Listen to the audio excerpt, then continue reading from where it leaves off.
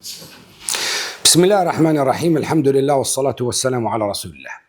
The Prophet sallallahu alayhi wa sallam said, Ya ibn Adam, innaka in tabdul al-fadla khayrun lak. O son of Adam, if you spend your surplus, is better for you. Wa an tumsikahu sharrun lak. And if you withhold it, it's bad for you. Wala tulamu ala kafaf. You will not be blamed. There is no reproach if you keep what you need. وابدأ بمن تعول. Start with your dependence. واليد العليا خير من اليد السفلى. The upper hand is better than the lower hand. This hadith is drawing your financial system in your family, in your life. If you follow these advices, you will be on the right path in terms of spending and keeping, making savings, etc. Prophet ﷺ started the hadith with a very important indication. He said, O son of Adam. So as if he's saying to you, you are just son of Adam. Even if you have billions in your account, you are still son of Adam. These billions is from Allah subhanahu wa ta'ala. So there is no difference between you and the poor person. The only difference between you and the poor person that Allah subhanahu wa ta'ala bless you or test you with this millions or billions, and the poor person is not tested by this. So you're just son of Adam.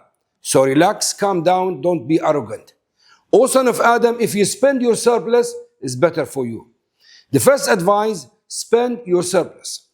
Saving money in your account for no reason, it is not from the Islam. The Prophet ﷺ said, مَالُكَ الَّذِي أَنفَقْتَ. Your money is the money that you spend. So the money you spend either on yourself or on your dependents, this is your money. The money you say you are saving for no reason, it's not your money. And this is not the purpose of the money in Islam. So spend your surplus. Why you need to spend your surplus? Because it's the best deal you can have in your life. When you spend for the sake of Allah, $1, £1, one dinar, it will be multiplied 700. And it is guaranteed. There is no business guaranteed like this in this world. So you spend one and you get 700. Allah subhanahu wa ta'ala said, the likeness of those who spend for the sake of Allah subhanahu wa ta'ala is the likeness of a grain of corn that has 7 ears, and every ear has 700 grains. So it will multiply to 700. Also, in this life, we all trying to be secure. We're looking for security. And what does security mean? It means that you don't fear, you don't feel sad. You don't feel sad and you don't feel any type of fear. And this is guaranteed when you spend for the sake of Allah subhanahu wa ta'ala. Allah said, الَّذِينَ يُنْفِقُونَ أَمْوَالَهُمْ بِاللَّيْلِ وَالنَّهَارِ سِرًّا وَعَلَانِيًا فَلَهُمْ أَجْرُهُمْ عِنْدَ رَبِّهِمْ وَلَا خَوْفٌ عَلَيْهِمْ وَلَا هُمْ يَحْزَنُونَ.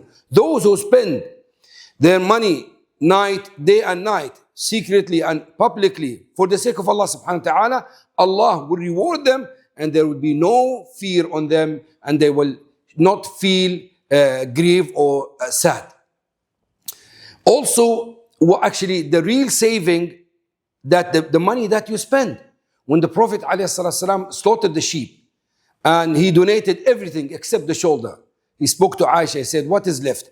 She said to him, only shoulder is left. He said, no, everything is left except the shoulder. Because they were going to eat the shoulder, which means that the shoulder is gone, the rest is left. It's the real saving for you. If you spend your surplus, it's better for you. And if you keep it, withhold it, it's bad for you. Why it's bad? Even if it's halal, pure halal. Actually, if it's not halal, then it's clear. It's not good for you. You'll be punished for this. But even if it's pure halal, you will be questioned about it. The day of judgment, you will be questioned about every single dinar or pound you get in your account. And we know the hadith that the poor of the muhajirin will enter the Jannah 500 years before the rich one. So you can see how long they will enjoy the Jannah before the rich join them. So when you have more money, more questions. And if you withhold it, it's bad for you. وَلَا تُلَامُ عَلَى كَفَافٍ. You will not be blamed about the money that you keep for your necessity, for your daily expenses, for your life, for your children, etc. There is no reproach, no blame on this. And then the Prophet ﷺ told you about, give you the right way of classifying the priorities on your expenses or your spending. He said, وَابْدَأْ بِمَنْ تَعُولُ. Start with your dependents. What you spend in your dependents is more important than any other spending for the sake of Allah subhanahu wa ta'ala. The Prophet ﷺ said, دِينَارٌ أَنْفَقْتَهُ فِي سَبِيلِ اللَّهِ. A dinar you spend for the sake of Allah. دِينَارٌ أَنْفَقْتَهُ أَعْتَقْتَ بِهِ عَبْدًا. And dinar you spend to free a slave.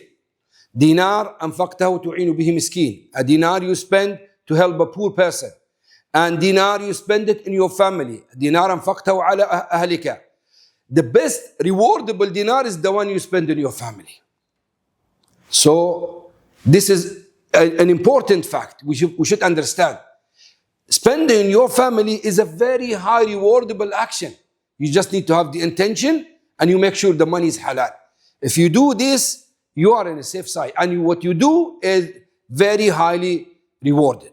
And at the end of the hadith, the Prophet ﷺ said, وَالْيَدُ الْعُلْيَا. The upper hand is better than the lower hand. This is what the Muslim is supposed to be upon. We're supposed to be a giving person, not asking and taking person. Some people think, okay, I want to worship Allah subhanahu wa ta'ala or spend more time in ibadah or spend more time in seeking knowledge. I can be poor, people will help me. This is not the way that you should understand the Sharia. If you are poor, you couldn't make money because you've done every single effort you have in the strive for the sake of collecting or working and making money and you couldn't make it. This is qada Allah qadar, the decree of Allah subhanahu wa ta'ala. I'm talking about the lazy people. People use the deen as an excuse of being poor. This is not the way of Muhammad alayhi salatu wasalam. Islam did not command us to become poor. Actually, Islam commands us to be self-sufficient. Not necessarily rich, but self-sufficient. We don't need others. And our example, Muhammad alayhi salatu wasalam, as he was described in Sahih Bukhari, he was never asked to give something and said no. He always gives. So whenever he was asked to give something, he will give. When the Prophet ﷺ told the companions he's preparing an army for Jaysh al-Usra and asked them to bring some sadaqah, Uthman went home and came back straight away and he dropped some dinars in the lap of the Prophet ﷺ. 1,000 golden dinars. Do you know how much is it now? It's around $60,000-$70,000. He just dropped it in the lap of the Prophet ﷺ in one go. When the Prophet of Allah ﷺ asked the companions to donate, Umar radiallahu anhu said he went home and brought money and gave it to the Prophet ﷺ, and he said to him, "O Prophet of Allah, this is for you." So he said, "What did you leave for your family?" I said, "I left similar to it, half." So he brought half of his wealth. Maybe you don't understand what does it mean half of your wealth. If you are a rich person, I am 100% sure you know.